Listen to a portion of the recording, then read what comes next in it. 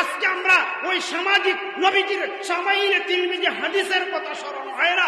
নবীজি বলেছেন তোমরা শরীয়ত মুয়াফিক কাজ করে যাও, এই সুন্নত আদায় করলা। আজকে আমরা কুসংস্কারের মধ্যে মানুষ লিপ্ত হয়, ঠিক না ঠিক বলেন?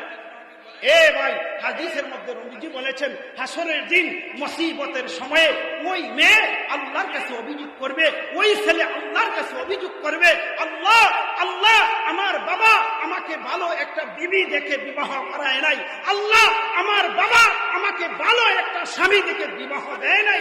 হাসরের ময়দানে আল্লাহর কাছে তুমি জবাব দিয়ে সন্তান জন্ম দিলেন, সন্তানের হক যদি আদায় না করেন, সন্তানকে জন্ম দিলেন, সন্তানের হক গুলো আদায় করতে হবে।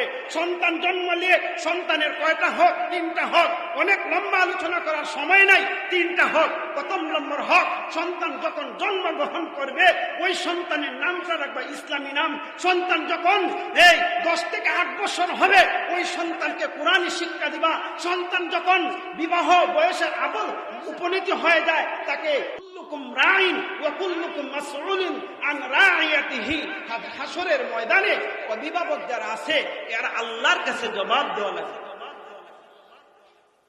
এজন্যই অভিভাবক যারা আছেন, মা বোনরা, তোমরা হলেন খাদিজার মতো, তোমরা হলে আয়েশার মতো, তোমরা হলে সুমাইয়া রাদিয়াল্লাহু তাআলা আনহার মতো, তোমরা হলে ফাতেমার মতো। যুবক, তোমরা হলে হাসাইন হুসাইনের মতো, তোমরা হলে হাসাইন হুসাইনের মতো আদর্শবান হও।